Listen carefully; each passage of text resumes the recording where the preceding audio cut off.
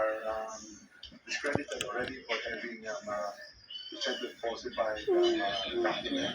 Ang pagkakasunod sa tinig nila ng ICI Executive Director Brian Pinalalago at dating House Speaker Claro, Ferdinand Martin Vicky, Romualdez nangyari yan. ay Kagabi. pinumonte suportado Hindi niya ata yan, ang pati investigasyon ng agaw. ICI para lumabas ang katotohanan. We want to support the Claro, Rick, investigation. at mala eh, bigreto. May nagtamang The ko issues surrounding the concerns of the ICI. Nagpapasalamat ako talaga sa member ng ang nilaso, ang nilaso i-quad eh. Ang nilaso nono kada, my ano side pa. of the story. It's about So, patete ko nga. Kunahin and mo ba? hindi lang political noise or speculation.